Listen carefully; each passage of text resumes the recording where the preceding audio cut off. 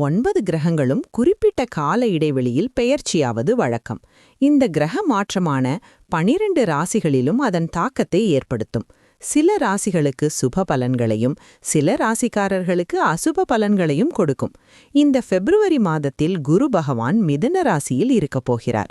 சந்திரன் தன்னுடைய கடக ராசியில் ஆட்சி வீட்டில் அமர்கிறார்.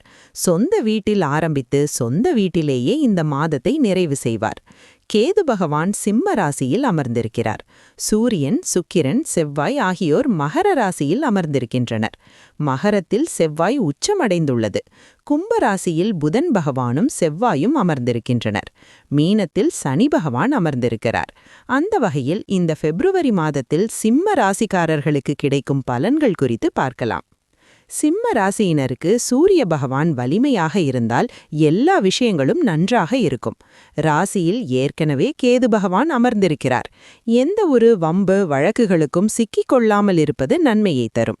நவம்பர் மாதம் வரை கொஞ்சம் கவனமாக இருப்பது நல்லது. ராசிக்கு அதிபதியாக இருக்கக்கூடிய சூரியன் 6ஆம் இடத்தில் செவ்வாயுடன் சேர்ந்திருப்பதால் ஏதோ ஒரு கோபம் மனதில் இருந்து கொண்டே இருக்கும். நீங்கள் ஒரு காரியத்தை செய்தால் கூட இருப்பவர்கள் அதற்கு எதிராக செய்து கொண்டே இருப்பார்கள். உங்கள் சொந்த விஷயத்தில் கூட மற்றவர்களின் நண்பர்களின் தலையீடு இருக்கும். இதனை ஏற்க மறுத்தாலும் உங்கள் பிரச்சனை ஏற்படும். 6ஆம் இடத்தில் சூரியன் செவ்வாய் இருக்கும் இந்த காலகட்டத்தில் சர்வீஸ் துறைகளில் இருப்பவர்களுக்கு பெரிய முன்னேற்றம் ஏற்படும். எதிரிகள் பயந்து போவதற்கான வாய்ப்புகள் ஏற்படும். உங்களை ஒழிக்க வேண்டும் என்று நினைக்கும் எதிரிகள் அழியக்கூடிய காலகட்டமாக இருக்கும். 7ஆம் இடத்தில் ராகுவும் புதனும் இருக்கின்றனர்.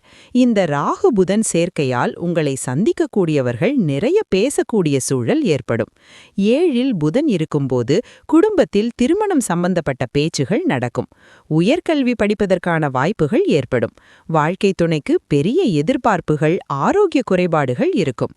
6ஆம் இடத்தில் சூரியன், செவ்வாய், சுக்கிரன் இருக்கும்போது சர்க்கரை தொடர்பான பாதிப்பு, உடம்பில் சிறு சிறு பாதிப்பு, நெருப்பு தழும்பு, காயம் ஏற்படும் பாதிப்பு போன்றவை ஏற்படும். 11இல் குரு இருப்பதால் நல்ல பண வருமானம் ஏற்படும். பிள்ளைகள் வாழ்க்கையில் முன்னேற்றம் ஏற்படும். அலுவலகத்தில் பதவி உயர்வு கிடைக்கும். உயர் அதிகாரிகளின் நட்பு கிடைக்கும்.